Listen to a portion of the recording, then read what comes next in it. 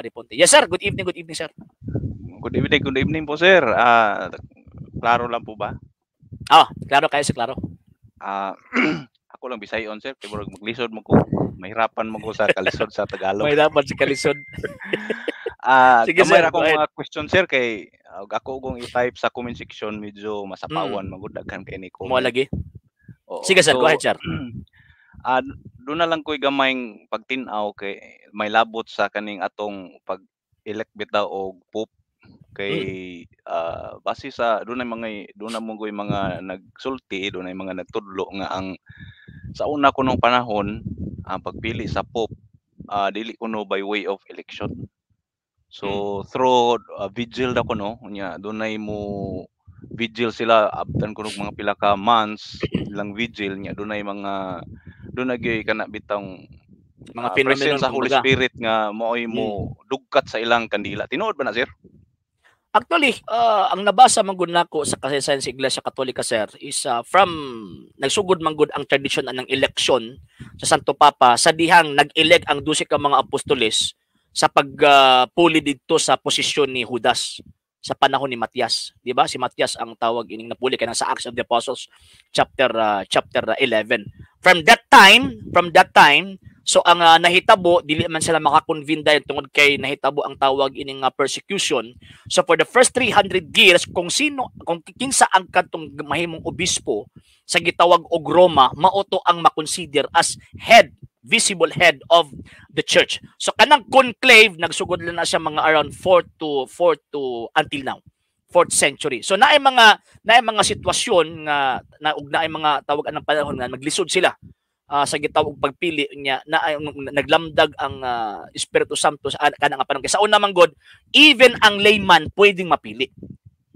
Even ang layman. Bag-ora man nga cardinal lang ang tawag ini nga pilion. Sa una, for the first 1,000 years, even ang layman, ordinaryong pari, pwede siyang mapili as sa gitawag og Santo Papa. Pero pag mapili na siya, diha ordinahan siya pagkapari, pagka next day ordinahan siya pagka-obispo, pagka next day is ayon ihatag na sa iya ang trono ni San Pedro. Pero wala ko'y nadunggan nga katong giingon nimo sir nga nagkuan sila, nagtigom sila nya, naghulat sila, wala nagvigil, wala ko'y nadunggan. Sagad goodbye election. Yan sir. So diin kato sila ka kuha atong information. Ambot lang sir kung siguro basig na ay mga ingon ana nga tawag ana mga informations pero gusto nako tawag ining ikuan siya i-verify kung kinsa ang tawag ining mga sources ana or credible ba nabe credibility ang katong nagsulti ana nga butang.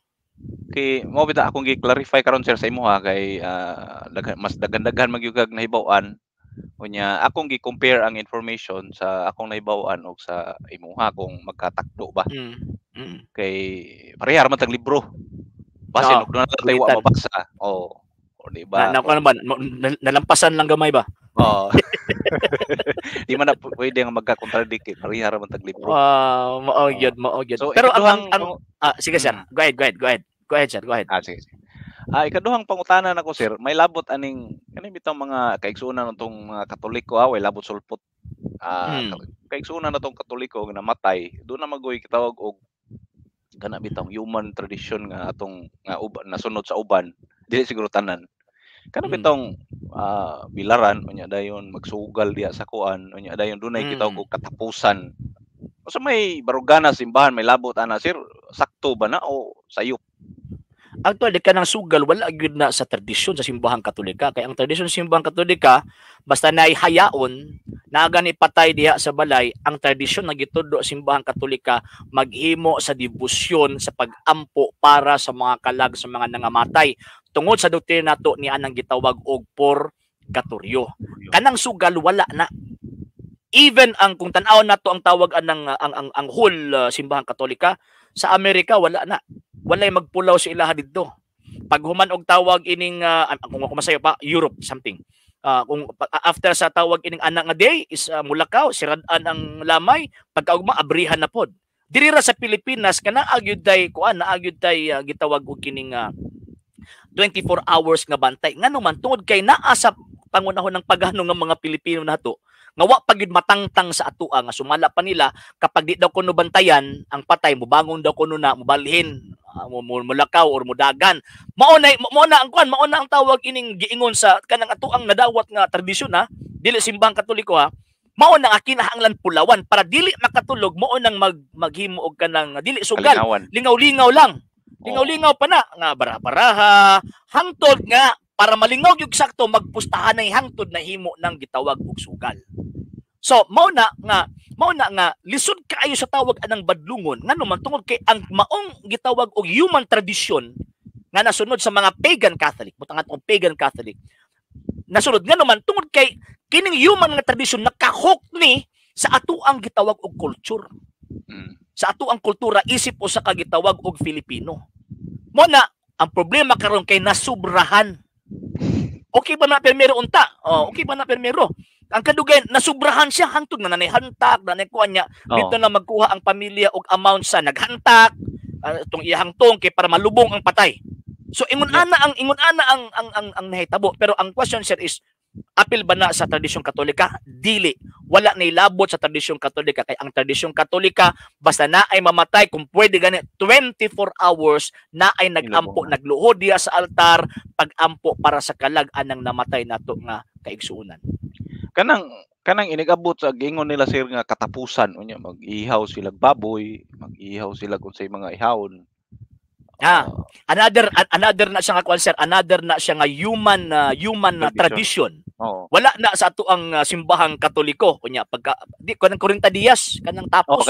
Apil na. 40 Dias maghiwa mag-ihaw og baboy, pagkahuman pag-ihaw sa baboy, tan-aw naman na seremonyas nila. Nya pagkahuman tan-aw tong atay, uy, mao ni hinungdan sa iyang sakit. Kay ni laguman ng iyang baga so ang nakamatyan adtong namatay ang iyang baga. So part gihapon na sa gitawag og fanatisismo o kining superstitious belief. So dili na inline sa pagtuong Katoliko sir. Dili na inline sa pagtuong Katoliko. So bodi pasabot daghan pa mga Katoliko nga dapat unta natong tudluan pero maglisod ta og tawag ining pagpasabot ngano man kay pag banggaon na gani ang kultura nato.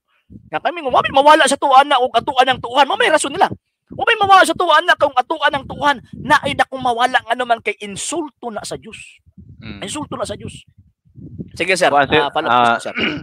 Naka-try bitaw ko og gi-argue lang gud nako. Ako lang gipangutana ba nga unsa may purpose ana nga dunay 40 Dias saka kuno sa langit. Kung di mo Dios nga musaka sa langit unya gaos pa. Kana mga namatay, di mata kasiguro na langit na kay labit na mga katong mga KBL bitaw sir nga namatay. Kasalubong niya glubong. Di layo so, mo to tinay mga langit. Mao gyud. Kanang kuan sir, ang kanang tawag ining 40 days manggod. Actually, kuan na siya, tawag ining traditional gyud na sa simbahang Katolika. Nga naatay gitawag og 40 days nga paghimo sa pagampo. Naadap po nato na nga mga Pilipino. Pagampo. 40 diya sa pagampo. So, ilang niya, 40 days ko no, musaka na sa langit. Ay mali, dili na mao. Dili man ta Dios. Dili man ta katitog anong muhukom. Nya sa atong pagtuo after death is judgment. Yes. Pag human sa kamatayon, hukom. Wag yung gingon nga pag human sa kamatayon, maglaroy-laroy pa nag 40 Dias una pa na musaka. Dili. Wala na gitudlo simbahang Katolika. So after death is judgment. Human sa kamatayon gyud hukom gyud ayon. So, kano naman ti 40 Dias kaya sa tradisyon sa atong pagtuong Katolika, ato man nagisanbig dos 40 Dias atong ang atong Ginoong na kay uban.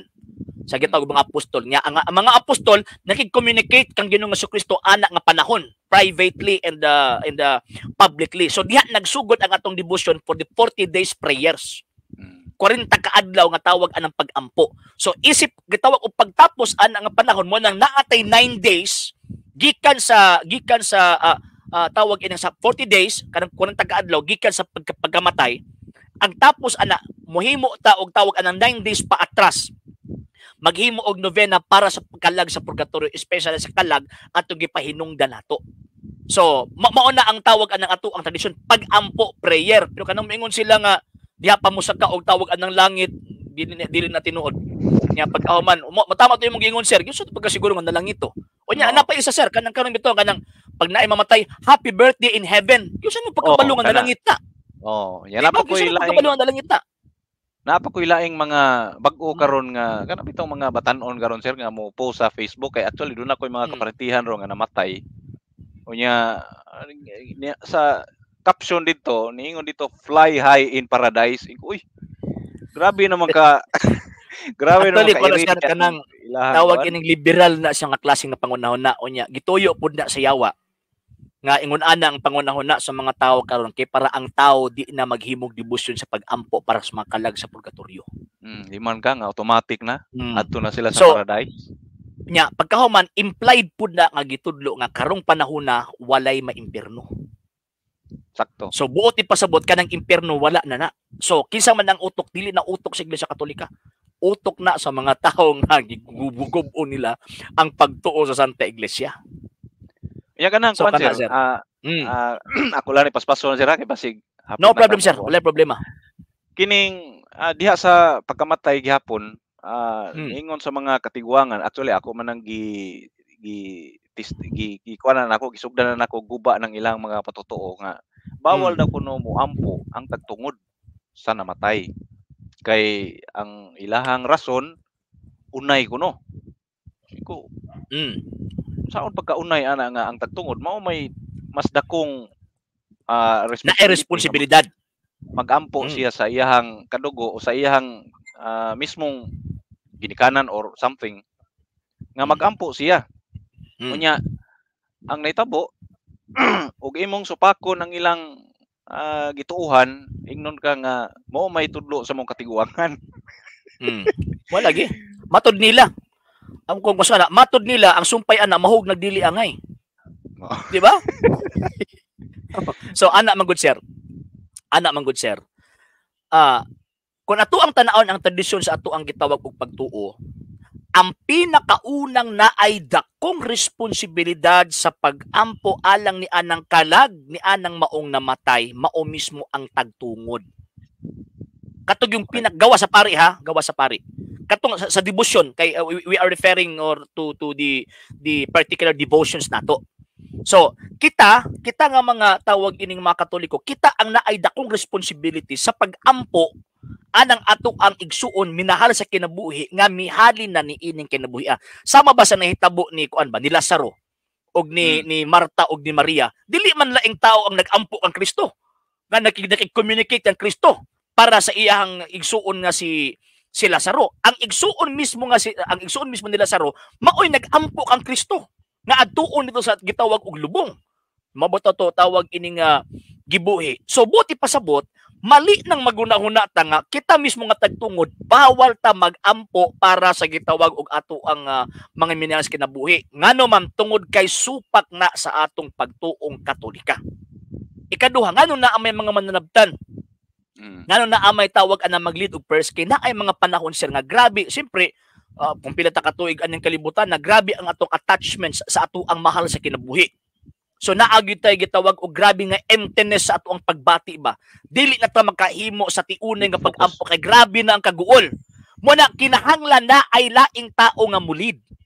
Mulid sa prayer nya kadto nagguol mulingkod pud didto. Sa una sa Novus Ordo pa ko, tawag ining mag-service mi og patay sa una mun kalagutan nako kay pag-abot na mo dito, kay may nag-service ang tawag ining katong tagtungod adto nanugal. Muna nga pag-abot tirahon ako dili kanang sugal ninyo. Dili na makatabang aning namatay. Dili na makatabang aning namatay. Sana sugal.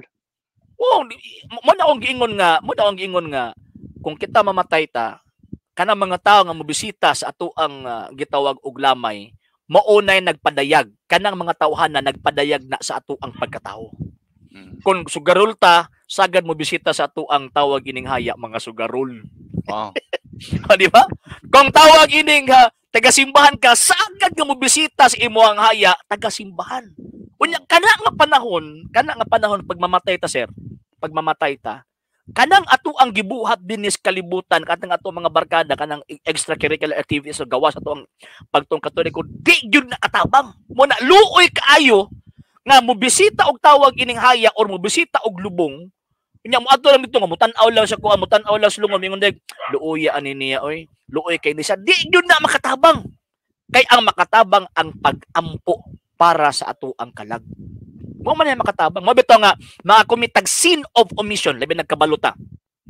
Nakakomitag sin of omission or sala sa wala pagbuhat sa angay nga buhaton kung mubisita ta og haya sa patay o mubisita tag binteryo nga dili ta maka-offer og pag-ampo para sa mga kalag sa mga nangamatay, sin of omission na nganuman kay atuan ng responsibilidad sa pag-ampo alang sa ilahang gitawag og mga kalag.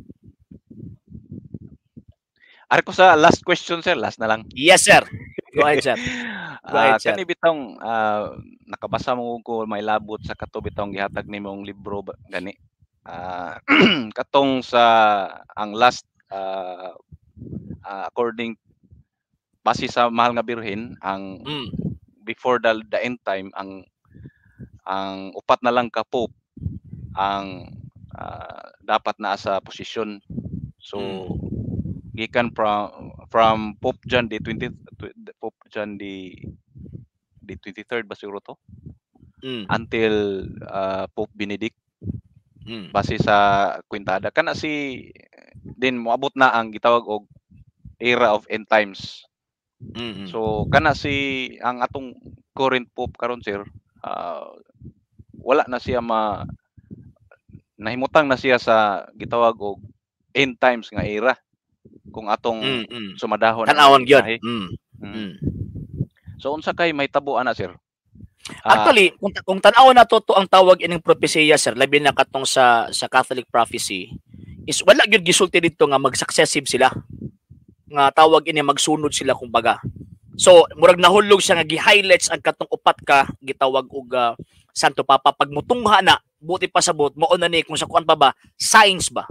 Naay mga opinions nga ang uban ingon nga successive, ang uban pud niingon nga tawag ining distansya ni nga gitawag og mga Santo Papa. Pero posible gyud siya nga mao gyud nay mahitabo nga mamahimo siyang distansya or either gitawag og magsunod ilabi na kon hapit na ipahamtang sa Dios ang iyang silot aning kalibutan nga naman kay kining sa itabo magud karon, sir, kung ato ang magong tawag ining tan-awon kanang giingon nimo, sir, nga hapit na ang gitawag og end times.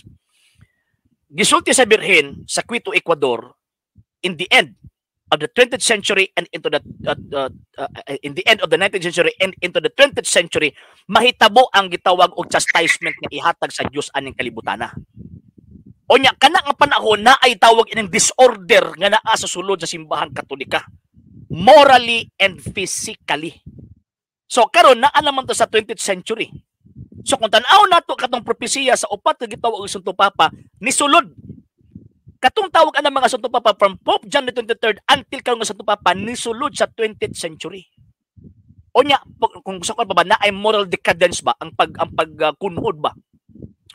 Pagkunhod sa tawag anang moralidad sa ato ang gitawag og simbahan Katolika. Nganong gitugot sa Dios tungod sa kagahi sa iyang gitawag og mga ministro.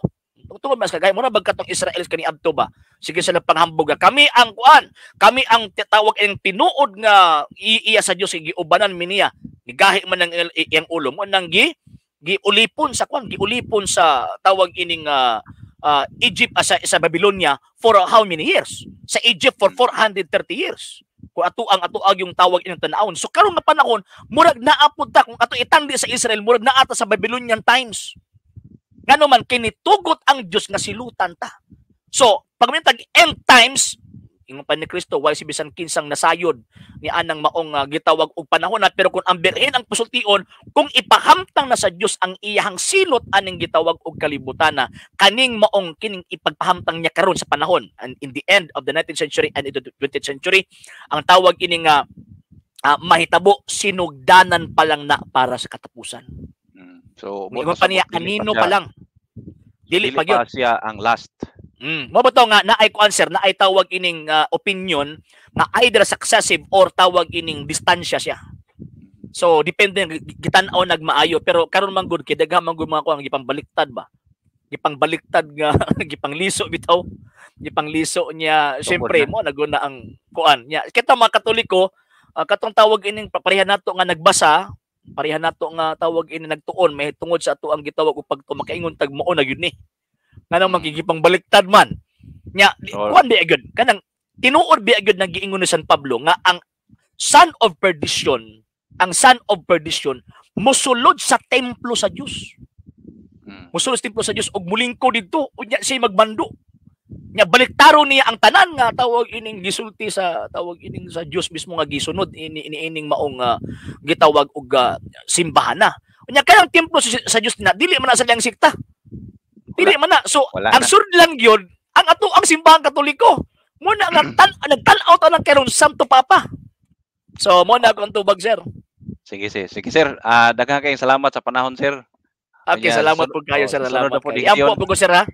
Iampo ko, sir, ha? Kay Matay, tawag ining atuang kuan, daghang kita mga pagsulay karon nga panahon. So, salamat kayo, sir, sa pagbisita niya. Daghang po ko nakatunan si mga question, sir. Thank you. Okay.